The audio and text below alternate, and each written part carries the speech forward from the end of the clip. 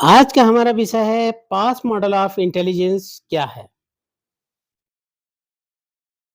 नमस्कार दोस्तों,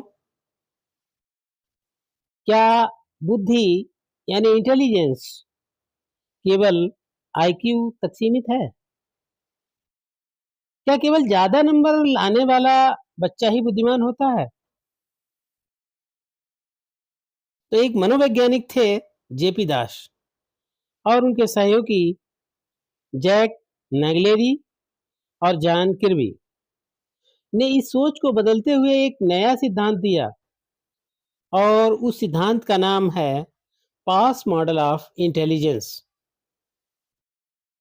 तो आज की इस वीडियो में हम पास मॉडल को आसान भाषा में समझेंगे और इसके 4 भागों को जानेंगे और शिक्षा में इसका महत्व भी समझेंगे।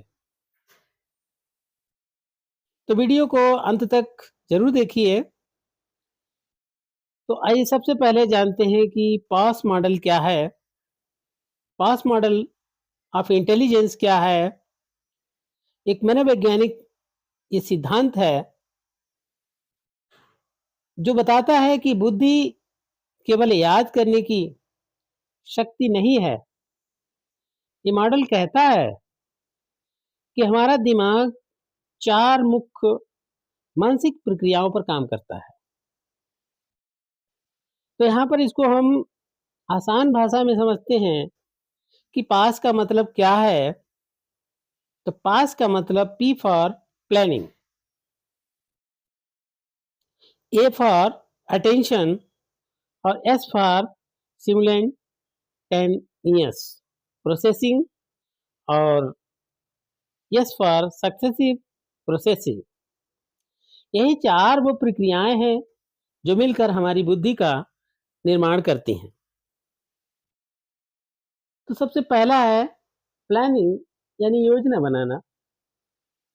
जब हम किसी समस्या को हल करने के लिए सोचते हैं, रणनीति बनाते हैं और निर्णय लेते हैं, तो ये प्लानिंग कहलाता है।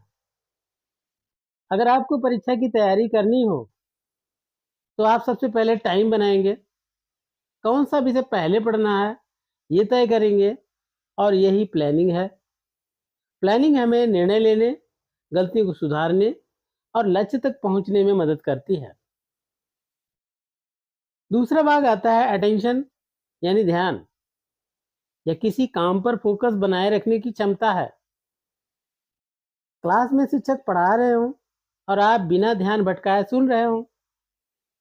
अगर ध्यान कमजोर हो जाए, तो पढ़ाई और सीखना दोनों कठिन हो जाते हैं। इसलिए अटेंशन सीखने की प्रक्रिया में बहुत महत्वपूर्ण हिस्सा है। तीसरा भाग है सिमुलेटेनियस प्रोसेसिंग। इसका मतलब है कई जानकारियों को एक साथ जोड़कर समझना। मान लीजिए आप नक्शा देखकर रास्ता समझ रहे हो, आप सड़क, दिशा और स्थान सबको एक साथ जोड़कर समझते हैं। इसी तरह चित्र, पैटर्न और संबंध समझने में क्षमता काम आती है। यह हमें बड़ी तस्वीर समझने में मदद करती है। उसके बाद चौथा भाग आता है सक्सेसिव सक्सेसिव प्रोसेसिंग।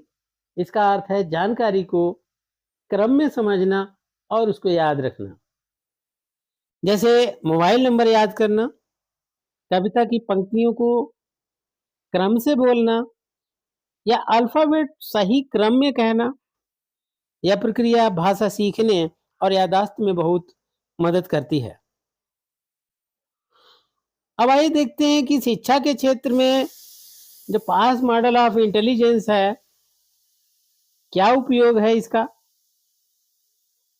तो शिक्षा के क्षेत्र में ये बताता है कि हर बच्चा अलग-अलग तरीके से सीखता है।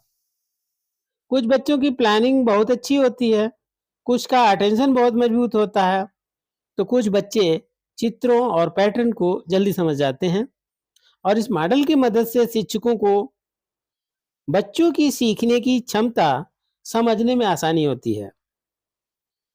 तो दोस्तों यही था जेपी दास का पास्ट मॉडल ऑफ इंटेलिजेंस बिल्कुल आसान भाषा में। आई होप आपको वीडियो पसंद आई होगी। तो वीडियो को लाइक करें, शेयर करें और चैनल को सब्सक्राइब करें। धन्यवाद। नेक्स्ट वीडियो में फिर मिलेंगे। तब तक के लिए जय हिंद।